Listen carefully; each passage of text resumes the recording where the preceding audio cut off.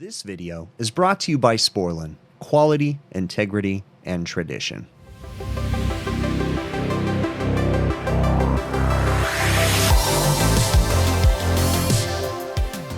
All right, we have a service call on the kitchen AC. That's this one right here that is not working. First thing I did was I went downstairs and the thermostat is blank, okay? And they have a test and reset station on the wall for the fire alarm. If a duct detector trips, that can cause some weird problems here. The test and reset station does not have any lights on it, potentially indicating that it's not tripped, but not 100%. This is a low budget Lennox unit, KGA. First thing we want to do, look in here. It looks to be on, doesn't mean anything. So what we're going to do is open this up right here. This is our control panel. Nothing's happening. So let's open it up and see what's going on inside of this guy. I don't like these units because it's got these screws you got to take out, and they get high winds here. So if someone doesn't put the screws back in, they're going to be in big trouble. When I open up the panels, this is the VFD for the indoor blower motor. It's flashing what I think to be some sort of an error code, OT1. We do have an LED indicator right there, potentially indicating that we do have power.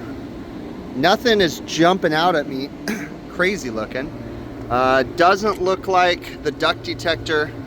If I turn my light off, it doesn't have a red light indicating an alarm situation or anything. I got manuals right here, so I'm going to open these up and see if there's anything indicating what that OT1 stands for. Before I do that though, I come over here and just looking. I opened up this section just to make sure nothing, just observing. Filters are very dirty, very, very dirty, okay. Indoor blower motor, I don't really want to touch this, but it doesn't look like the belt is loose because we potentially have power, so it could start at any moment. Doesn't look like the belt's loose. Nothing too crazy going on in here, except for why is there foam, that round bit of foam down there? I don't know. So nothing's crazy looking to me going on here. So I'm going to put these panels back on, and then we're going to investigate that OT1 error message, I think. According to the manual, there is no OT1. The manual shows OL1, but that's clearly looks like a T to me because it has the extra line, but I'm assuming maybe that's an overload? I don't know. So first and foremost, we're going to start by checking voltage, okay? 211, and then let's keep on going down the line. Let's check across, make sure we got 3-phase before we reset anything. There you go, and there you go. We have 3-phase power coming into this unit. Now my next question is that acting as an interrupter for the thermostats? Because the thermostat is blank. So let's go between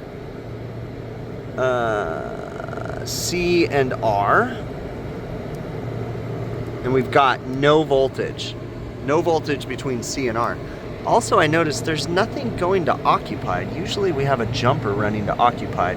I'll have to figure that out in a few minutes, but regardless, I'm wondering if this thing is acting. So first and foremost, we're going to clamp the lines going right here. I am going to reset this. We're going to have a look, so we're going to hit stop, and then we're going to hit reset.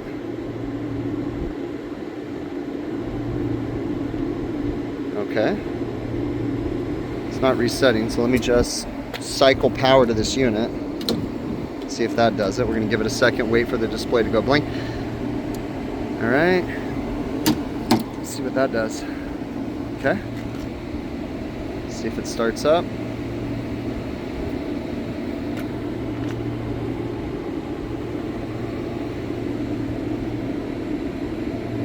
Might be waiting for a thermostat demand, possibly. If we go right here, go between R and C, see if we've got 24 volts now. Yeah, we've got 26 volts now. So this is interrupting somehow power. And I'm wondering if it's happening within this guy right here maybe or something. That looks like maybe a phase monitor of some sort. So we're probably waiting for a demand from the thermostat at the moment. I've got my amp clamp on there just so we can monitor current when it starts up. I'm assuming that's OL1 and not OT1. I'm assuming it was just off on overload possibly. Would be my guess, but we're just waiting for this thing to start up. before I start doing anything crazy to see if it starts up on its own. I had to go down and set the thermostat. The thermostat was all out of whack. The customer had been playing with it, like doing all kinds of funky stuff in there. I've got it set to read current on the starter or on the VFD, so that seems fine. You know, this is going to be more accurate than this right here, but I mean, it seems close. So 7 amps, that doesn't seem too crazy. So our blower's running now. Interesting though that it was off on what I think to be overload. I'm gonna have to watch it for a bit and see if I see anything else going on here. All right, so I went ahead and gave tech support a call. And after doing some research, the last clip, I was saying that all I found was OL1. No, that's not correct. I actually found that OT1 is an over torque. It's OT1, but I still didn't, I wanted to talk to tech support first, right? So I called Lennox Commercial Tech Support, and he walked me through, and what we actually did was we set the over torque setting to ignore the motor for 20 seconds. So we set it to a 20-second delay before the drive goes off on over torque. So that's on startup, it was saying that it was over torquing. And we're not seeing an issue with it right now because according to the data plate, we're allowed to run 10 amps and we're running at 7 amps. Like, it's not bad. So everything seems fine now that we changed that setting to a 20-second delay. And yeah, so I think we're good on this. I'm just waiting for this unit to start up and heat. But other than that, I mean, everything else seems fine. I'm gonna talk to the customer about potentially putting some new filters in this. I mean, they're not plugged solid or anything, but yeah, that's it. So I'm gonna watch this for a few more minutes. So when I walk into these calls, like, I don't always know what's going on, and I have no problem calling for technical support. In this situation, I did talk to Lennox, and when I was talking to the tech support guy, he did advise me that, like, the manual that he was reading from was proprietary information. He's not allowed to send the PDF manual to me. So I have a little bit of a workaround on that. Now, keep this, you know, be cautious doing this, but what I actually did was I recorded the phone call. Now, I'm not going to play it in the video. I'm not going to, you know, mess with people's privacy kind of a thing. But for my own internal communications and for my own technicians, I now have that phone call recorded so I could share it with my techs. And within our company, if we ever run into that problem, we don't have to call tech support again, and I could literally just share the phone recording, basically, right? I use an iPhone, so I heard that Android you can do it too, but I can share it. I can send the guys the audio file, and they can just listen to the whole conversation that I had with tech support. So, you know, it's kind of a bummer that these companies gatekeep this information, but at the same time, you know, I kind of understand why they don't want to share all the parameters of the VFD. Now, certainly if I wanted to dig in, I could probably find the manual for that VFD. In fact, I did find a manual. I just really don't want to read the VFD manual because the equipment manufacturers such as Lennox, the manual that they have usually cuts out all the fluff from the VFD manual and just gives you the relevant information. So I really don't want to have to deal with it if I don't have to. But it's nice having Lennox give me the specs that we should have, you know, and tell me everything. So this happens a lot where I don't know every in and out of every piece of equipment that I'm working on. Sometimes, you know, I have to call for help, and there's no shame in that. Like, you know, I mean, it's better that you call for help before you create a big, giant, labor intensive invoice with labor that's not very fair that you charge the customer. When you can do your best, do your due diligence, check voltages, check everything that you know, and then make a call to tech support. Have all that information written down so that way when you do call them, you don't have to be like, hey, did you check this? Yeah, hold on, let me check it. Like, yeah, I checked it. Here's the voltage. Here's this. Here's that.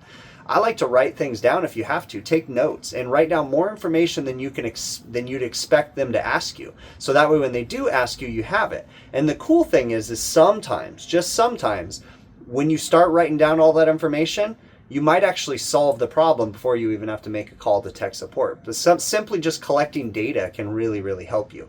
And I can't stress enough, just observing. Just watch the equipment.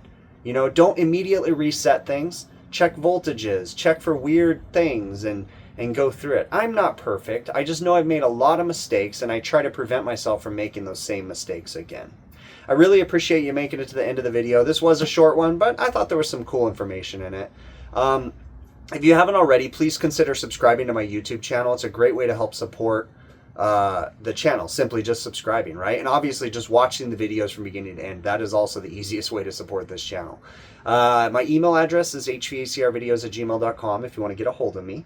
I'm open to feedback, criticism, comments, all that good stuff. So leave it down in the YouTube comments, send me an email, whatever you want to do. Like I'm all down for it, right? I'm available on almost all social media platforms under HVACR videos, so search me up. If I'm not on one, let me know and I can look into it. There's a few that I'm looking into. There's one, I'm trying to think of the name of it. I don't remember the name of it. Someone reached out to me and said I should get on, I think, Rumble or something like that. It's one of those social media apps, video sharing, kind of YouTube alternative. But there was someone else on there with my name that has no videos, so they clearly just chose my name just to take it. And so I'm not going to go on that platform unless Rumble grants me access to my name, HVACR videos. So, you know, it is what it is. But if there's other ones that you want, shoot me an email, let me know. There's plenty of social media platforms that I don't know about, so I'm always curious what you guys use. If you haven't already, like I said, please consider subscribing to the channel. But if you go to my website, hvacrvideos.com, we have merchandise available, such as these hats and beanies and sweatshirts and t-shirts. Now, the sweatshirts and t-shirts, we're phasing those out. They're on closeout right now. Once they're gone, they're gone. But the beanies and hats and stickers and stuff are going to be on there. We're going to keep selling those because they move. I try not to step on my merch too much. I try not to mark it up a bunch. I think on the hats, I'm making $5 or $6. I think it's $5. I can't remember the exact number. I think on the stickers, I make $1. And, you know, the beanies, same thing. I make like $5. I try not to put too much profit in them because I'm not trying to get rich off of merch. But at the same time, I'm storing it, I'm packing it. I got to make something off of it, right? To break even at least, kind of a thing. But yeah, so hvacrvideos.com for the merch. If you're interested in purchasing any tools, you can go to truetech.tools.com. I have an affiliate program set up with them. Use my offer code BIGPICTURE, one word, at checkout. You can get a nice discount at checkout, and then I get a small commission from that. So that's another great way to help support the channel. You can also support the channel via PayPal, Patreon, or YouTube channel memberships. There's links in the show notes for all of those. I really do appreciate you. Thank you so very much, and we will catch you on the next one.